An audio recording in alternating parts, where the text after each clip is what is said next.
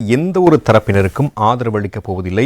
மத்திய கிழக்கு யுத்தம் தொடர்பில் வெளிவிவகார அமைச்சர் விஜித்த அறிவிப்பு. யுத்தத்தை 3 தரப்பும் நிறுத்த வேண்டும். எரிபொருள் விடயத்தில் ரஷ்யா, இந்தியா, சீனாவுடன் பேச்சு என்பதாக அதற்கு தலைப்பட்டிருப்பதை நாங்கள் காணலாம். பல்வேறு முக்கியமான விடயங்கள் குறித்தும் அவர் நேற்றைய தினம் தன்னுடைய கருத்தினை வெளிப்படுத்தியிருப்பதை இன்றைய தினம் பத்திரிகைகள் சுட்டிக்காட்டியிருப்பதையும் நாங்கள் அவதானிக்கக்கூடியதாக இருக்கிறது.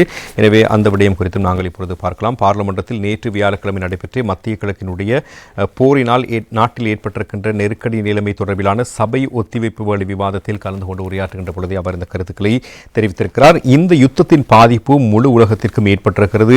முழு உலகத்தின் எரிபொருள் விநியோகம் மற்றும் ஏற்றுமதி இறக்குமதிகளுக்கு பாதிப்பு ஏற்பட்டிருக்கிறது. இது எமது அரசாங்கம் ஏற்படுத்தியதல்ல, எமது முடியாமையினால் ஏற்பட்டதல்ல. கடந்த காலங்களில் ஆட்சி செய்த ஆட்சியாளர்கள் இவ்வாறான சந்தர்ப்பங்களில் முகம் கொடுக்கக்கூடிய வசதிகளை ஏற்படுத்தி இருந்தால் இன்று இந்த பிரச்சனை எமக்கு ஏற்பட்டிருக்காது. இங்கு போதுமான எரிபொருள் சேமிப்பு வசதி கிடையாது.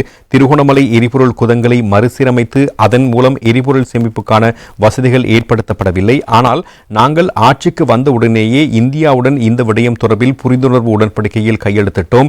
எமக்கு இதுபோன்ற நிலைமைகளில் நிரந்தர தீர்வு அவசியமாகும். இதற்காக நாங்கள் திரைசேரி நிதி மூலம் எரிபொருள் தாங்கிகளை மறுசீரமைக்க நடவடிக்கை எடுத்திருக்கின்றோம். இப்போது உலக நாடுகளுக்கு எரிபொருள் விநியோக கப்பல்களுக்கு ஹோமோஸ் ஊடாக வருவதில் பிரச்சனை இருக்கிறது. ஆனால் எமக்கு வரும் கப்பல்கள் அங்கிருந்து வருவதில்லை. இந்தியா, சிங்கப்பூர் இருந்தே நாங்கள் எரிபொருள் கொள்வனவு செய்கிற விடயத்தையும் அமைச்சர் விஜய் தேரத் நேற்றைய தினம் சபையில் சுட்டிக்காட்டியிருந்தார். සමස්ත ලෝකයේ මාර්ථිකයට අද මේක බලපෑමක් වෙලා තියෙනවා. ඒක මේ අපේ ආණ්ඩුව විසින් නිර්මාණය කරපු එකක් නෙමෙයි. අපේ ආණ්ඩුවේ බැරිකමින් හැදිච්ච එකකුත් නෙමෙයි. අපේ ආණ්ඩුව ඉතාම දක්ෂ විදියට සාර්ථකව රට ඉස්සරහට ගෙනියන වෙලාවේ තමයි ඒ ලෝක යුදමේ තත්ත්වය ඇති වුනේ. අපේ විදේශ ප්‍රතිපත්ති ඍජුව ස්ථාවරව තියාගෙන ඉන්නේ. අපි කිසි තැනකදී කිසිම පාර්ශවයක මේ යුද්ධයේ කිසිම පාර්ශවයකට සහයෝගය දෙන තැනක නැහැ. අපි ඉන්දියාවත් එක්ක. இதேவேளை ஈரான் கப்பல்கள் தொடர்பில் இந்த பார்லிமெண்டத்தில் பொய்யான தகவல்கள் கூறப்பட்டன. 3 ஈரான் கப்பல்கள் இந்தியாவில் நடந்த நிகழ்வுக்கு சென்றிருந்த போது மார்ச் 9ஆம் தேதி முதல் மார்ச் 13ஆம் தேதி வரை இலங்கைக்கு வருகைப்பதற்காக பிப்ரவரி 26ஆம் தேதி அனுமதி கோரப்பட்டது. இதற்கு மேல் எதுவும் நடக்கவில்லை. மார்ச் 4ஆம் தேதியே குறிப்பிட்ட தாக்குதல் சம்பவம் நடந்தது.